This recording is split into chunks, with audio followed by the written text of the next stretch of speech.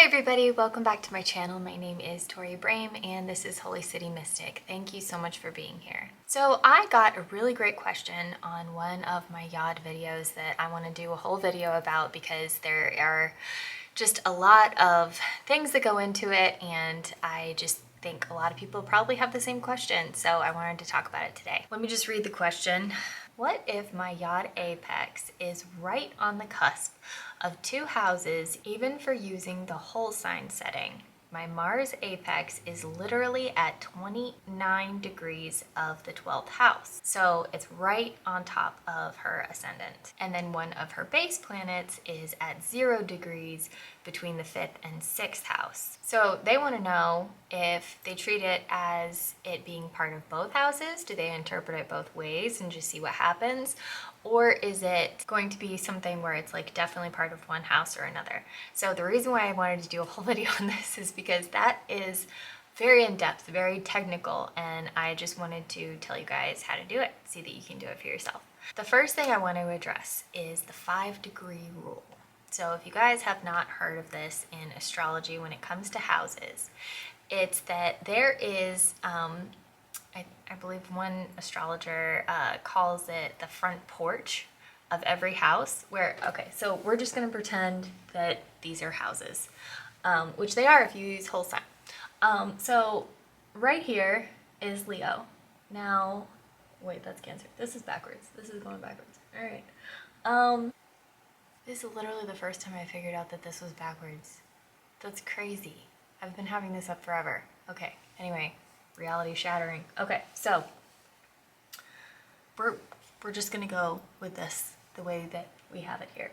So Leo, it should be going up into the next house, but instead it's going down into the next house, so bear with me here. We'll say Leo is the first house, Virgo is the second house.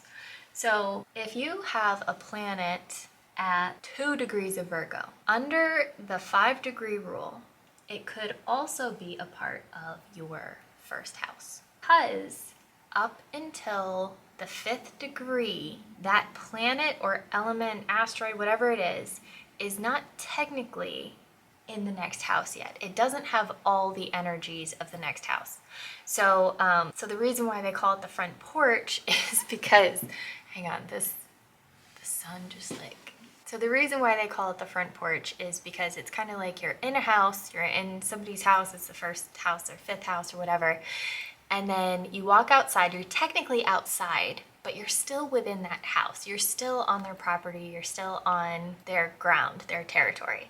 So something, if it's 29 degrees, it is definitely within that house. Even if it's 3 degrees or 4 degrees, it is still within that 12th house zone. So if it's between the 5th and 6th house, it would definitely still be part of the 5th house, because it's not within 5 degrees of that 6th house. So hopefully that's not clear as mud, but that's the 5-degree rule. So if something is ever in between like that, always do the first house that it's touching. Don't look into the second house, especially if it's 29 degrees, then it's 100% in the 12th house. However, if it is part of your ascendant, conjunct your ascendant, even with a 1 or 2 degree orb, that is something to factor into your Yod interpretation. And since this question was so jam-packed, I also wanted to acknowledge the 29th degree of any sign is called the Anaretic degree. And basically, how I like to describe the signs and where things are placed in them, like each degree has its own story. That's why shadow phases of different retrogrades are so important, is because each time a planet crosses over a degree, whether it's going forward or retrograde, it is telling a certain story with that degree. So the first degree of any sign is kind of like walking into a ballroom. You know, it's like walking in and, you know, the doors fly open and you get all these beautiful smells and the glitz and glamour of the gems like just hit you and it's just like, wow, this is the sign, this is amazing. And then the last degree of any sign, the Anaretic degree, is kind of like getting kicked out of a bar at the end of the night.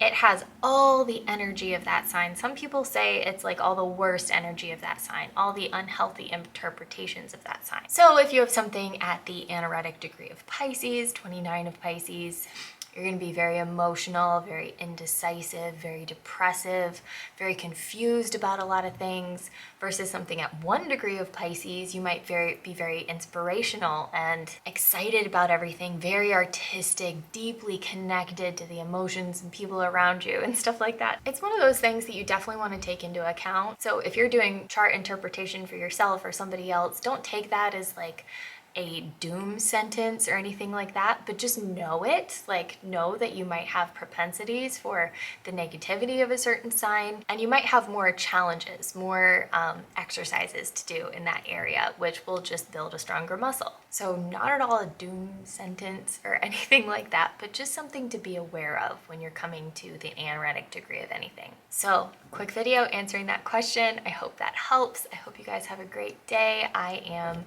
still continuing through the yods through the sign series, so I will hopefully be finishing that up soon, and then after that I'll just kind of be available for question and answers when it comes to yods. That's usually how people find me. But other than that, I will talk to you guys later. Thanks so much. Bye.